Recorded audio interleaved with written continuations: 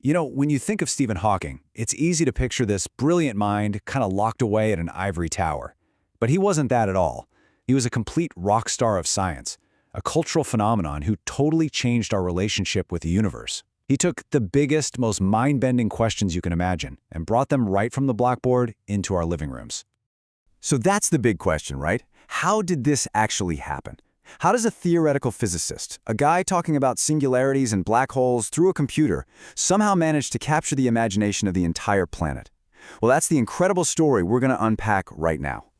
His journey really began when he made a conscious choice to step outside the quiet halls of academia. He decided to become an ambassador for the cosmos, and in doing so, he became a true pop culture icon. He didn't just stay in the lab. He showed up everywhere. Whether it was hanging out on The Simpsons, playing a game of poker with Einstein on Star Trek, or trading jokes with Sheldon on The Big Bang Theory, this wasn't just for kicks. It was a masterclass in making genius feel approachable and making scientific curiosity feel, well, cool. It became a normal part of our culture because of him.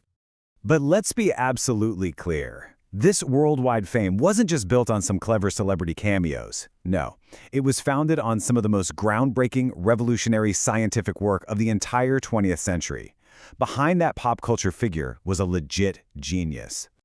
Working alongside Roger Penrose, he used Einstein's own theories to prove that our universe must have started from a single, infinitely dense point, the Big Bang singularity.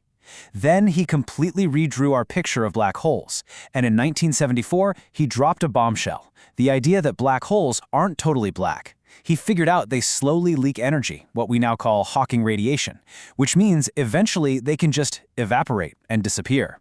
This idea literally turned theoretical physics on its head. And this, right here, perfectly shows the challenge he was up against. Take his area theorem from 1971. The official definition is precise, it's complex, and for most of us, it's pretty much impossible to understand. So how on earth do you share an idea like that with the world? You do this. You find this simple, core truth and you make it feel intuitive. The surface of a black hole can never get smaller. See? That was Hawking's unique gift. It wasn't just about having these profound thoughts. It was about finding a way to let all of us in on the secret.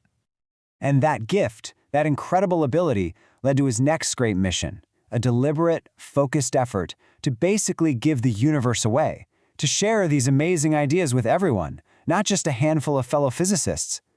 And the result was a brief history of time. And the numbers you're seeing here, they are just staggering. Over 10 million copies sold, a record-shattering 237 weeks on the bestseller list. He didn't just write a book, he turned cosmology into a cultural event. Owning his book became a kind of badge of honor, a sign of intellectual curiosity. But its impact was so much deeper than just sales. A 2014 survey on the most influential books ever placed it in the same league as the Bible and Darwin's On the Origin of Species. Just stop and think about that for a second. A book about cosmology standing right there alongside the foundational texts of religion and biology. That shows you the kind of massive intellectual shift we're talking about. And he didn't just stop there. This wasn't a one-hit wonder. As you can see from this timeline, he followed it up with a whole series of books and projects, each one chipping away at these big, complex ideas, and each one inviting more and more people into the great conversation about the cosmos. This was a sustained, lifelong mission. And he knew that this curiosity had to be passed on. So to reach the youngest generation of thinkers, he teamed up with his daughter, Lucy, to write a whole series of children's books. They used adventure and fun stories to explain really complex physics, essentially planting those seeds of cosmic wonder for the future. Of course, we can't really talk about his impact without acknowledging the incredible personal story behind it all, that human element that made his intellectual achievements feel even more, profound. This description just perfectly captures how the world saw him. Here you have a mind with absolutely no limits, exploring the farthest reaches of space and time, all from the confines of a wheelchair. He became a living, breathing symbol of the power of the human mind to overcome any physical barrier. And the technology that made it all possible was just incredible. The ACAT system you see here could translate a single twitch in his cheek muscle into words, then sentences, then entire books. Think about that. Every single word was an act of immense will. And his iconic computerized voice became his trademark, a symbol of a mind that absolutely refused to be silenced. So, when all is said and done, what is the final, lasting impact of his work? Well, it's a legacy not just of brilliant ideas, but of a fundamental belief in curiosity and making knowledge accessible to everyone.